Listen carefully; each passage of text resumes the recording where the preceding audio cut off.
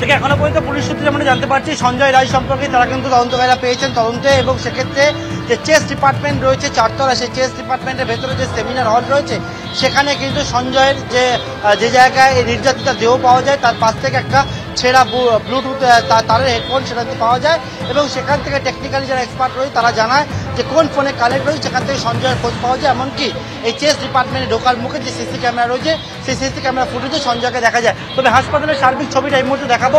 এই হচ্ছে হাসপাতালের মূল গেট, যেখানে হচ্ছে র্যাফে একবারে 6 লাখ, পুলিশের ফোর্স একবারে 6 লাখ, বাইরে বিভিন্ন রাজনৈতিক দলের সদস্য তারা আছেন, বিক্ষোভ দেখাচ্ছেন। হাসপাতালের ভেতরে যে স্বাভাবিক যেভাবে হাসপাতাল পরিচালনা হয় সেই স্বাভাবিকভাবে হাসপাতাল পরিচালনা হচ্ছে তার ছবিটাই দেখা স্পষ্ট। হাসপাতালের ভেতরে দেখতে পাচ্ছ সেখানে কিন্তু এখানে যে বিক্ষোভ সেই বিক্ষোভ কিন্তু টানা চলছে।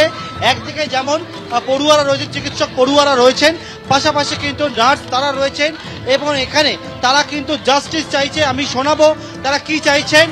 আপনারা কি চাই? বিচার চাই, শুধু বিচার চাই, সঠিক বিচার চাই, আর কিছু না। আমি আরো কথা বলে নেব অনেকের সঙ্গে, তারা এখানে রয়েছেন। যে আপনারা আজকে এখানে আছেন, কি চাইছেন, কি দাবিতে আজকে বসেছেন?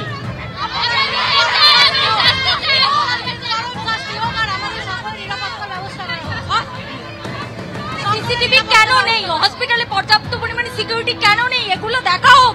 আজ এই ঘটনা ঘটতে আজকে সমাধান হলো কি না হলো, দুদিন এইরকম মিছিল বেরোবে, আবার সবকিছু ধামাচাপা পড়ে যাবে। আবার পরে যদি হয় এই ঘটনা, তখন কে দায় নেবে? সরকার ঠিকঠাক ভাবে, আমাদের কর্তৃপক্ষ, হসপিটাল কর্তৃপক্ষ, সরকার সবাই ঠিকঠাক ভাবে দায়িত্ব নেই। আমাদের দায়িত্ব নেই। আমরা কোনো পলিটিক্যাল পার্টিকে সাপোর্ট করছি না। আমরা নিরপেক্ষ বিচার চাই, আমরা নিরপেক্ষ বিচার চাই। আমরা সব স্টুডেন্টরা জন্য সম্মিলিত হয়েছি।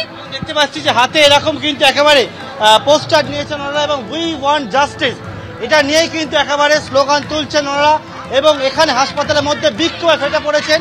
এখানে যারা জুনিয়র চিকিৎসক রয়েছেন সেই জুনিয়র চিকিৎসক থেকে শুরু করে যারা নার্সিংয়ের পড়ুয়া রয়েছেন তারা। এবং মূলত আরেকবার জানতে চাইবো আপনাদের কাছ থেকে যে ইতিমধ্যে একজনকে গ্রেপ্তার করেছে পুলিশ। একজনকে গ্রেফতার করেছে পুলিশ, কিন্তু বারবার বলা হচ্ছে যে উনি বহিরাগত হলে হসপিটালে কিভাবে সিকিউরিটি এড়িয়ে উনি বারবার ঢুকতে পারেন? এত রাতে কিভাবে ঢুকতে পারেন? তাহলে হসপিটালের সিকিউরিটি নিয়ে তো আমাদের প্রশ্ন উঠছে। আমরা যেখানে ডিউটি করতে যাচ্ছি সেখানে পরবর্তীকালে আবার যাব, এভাবে যদি ঘুরে ফিরে হসপিটালের উপরেই যাচ্ছে, হসপিটাল অথরিটির দায় কিভাবে এড়িয়ে যাচ্ছে?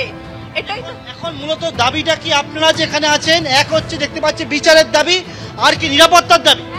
অবশ্যই নিরাপত্তা আমাদের প্রয়োজন, না হলে আমরা কিভাবে নাইট ডিউটি দেবো, কিভাবে পেশেন্টকে আমরা সুরক্ষা দেবো যদি আমরা এই সেফটি না পাই? অর্থাৎ বুঝতেই পারছো যে দাবিগুলোতে এই মুহূর্তে কিন্তু একেবারে হাসপাতালের যে এমার্জেন্সি বিল্ডিং, যেখানে সেমিনার হল, যে সেমিনার হলের মধ্যে একেবারে নৃশংসভাবে এই খুনের ঘটনাটি ঘটে, বা একেবারে যে বিষয়ে অভিযোগ উঠেছে সেই ঘটনাটি ঘটে, সেই ঘটনার পর একেবারে এমার্জেন্সির সামনে এরকম কিন্তু বসে তারা বিক্ষোভ দেখাচ্ছেন এবং বিচার চাইছেন।